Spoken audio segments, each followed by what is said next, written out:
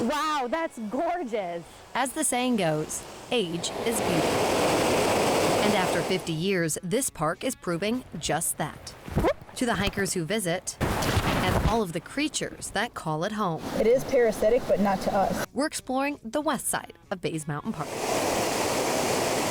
Hey there everyone, Sydney Kessler here with your Trail Team 11 for their 50th anniversary this year. We're exploring a part of Bays Mountain Park that isn't very well known. It's actually on the opposite side of all the attractions that you're used to, and we're going to a waterfall. But to get to this waterfall, we're going to start here at a community park. We're going to start at Laurel Run Park and then make our way into Bays Mountain Park. Come join us.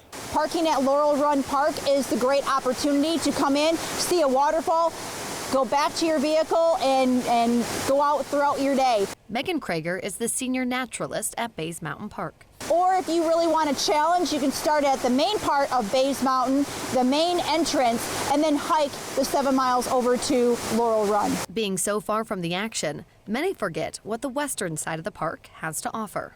Okay, what has happened here? The amount of rain that came off of this mountain here destroyed the bridge that was originally here. Laurel Run Park reached out to a local Boy Scout troop, and they were able to have enough funding in order to construct a new bridge that you see in front of us here. The western part of the park is a rugged part of Bays Mountain. So this particular hike here, we designate it as kind of an expert level. If you have not been accustomed to hiking, this hike is going to be a challenge. But if you can make the climb, you'll eventually stumble across a former movie set. There was a film called The River with Mel Gibson and Sissy Spacek. And that film crew came in, purchased the property where we're standing on today.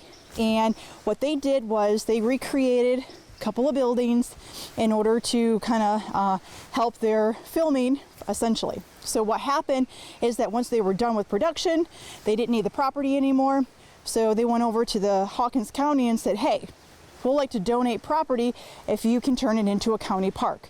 So that is how Laurel Run essentially came about. So one really neat part about this trail is that you're hiking next to this beautiful creek here, but there is something that you need to pay attention to, and that's the blazes. You're going to notice here that we have two different colors. We've got a blue and a red. Pay no notice to this blue blaze. That's an old blaze. What you want to pay attention to is the red diamond. That's the blaze for Bays Mountain Park. That's what we're hiking into, and we're hiking to the waterfall that is on Bays Mountain property. So let's head that way. Be sure to keep an eye out for a stinging nettle along the way. Oh, he's quite long. They can get a couple of feet long. And any curious critters who are trying to cross the trail. Here's his head, I think, right here. Part of the park here on the western side has a lot of great wildlife and also flowers and wildflowers, trees that you don't typically see in other areas of the park itself. And don't forget to prepare yourself for a creek crossing along the way. It's time to cross the creek. When you have to cross the creek and you have swift water that you have to cross, you put yourself in danger because there's a lot of obstacles that you have to maneuver around. Now this is one of the first waterfalls, it's that small one there. A lot of people bypass it. Once you find that first miniature waterfall, the second is not far behind. Wow, that's gorgeous. Is that our waterfall right there? This is the second waterfall that we do have on the park itself. This is a really awesome waterfall, especially when we have a lot of water and rain a few days beforehand. We're pretty excited to have this on our park, and it's a great opportunity for people to come up and check out the natural beauty here at this nature preserve. Because of all of the debris in the water, swimming is not an option. Just because of how many obstacles that are in the water and how many foot entrapments that could possibly be there that you may not see. And that's why we don't allow for swimming in our reservoir and also in the waterfall itself. While you're taking in the view, the sounds, the smell in the air, and the quiet at the park, it's easy to see why people have been enjoying Bays Mountain Park for 50 years.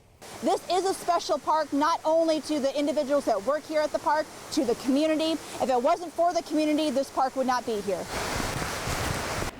What a beautiful hike that was. If you want to find that waterfall here on the Laurel Run Trail on the Bays Mountain side, head over to our website, wjhl.com/trail-team-11, and we'll provide you with all the details that you need to know. Happy hiking, everyone.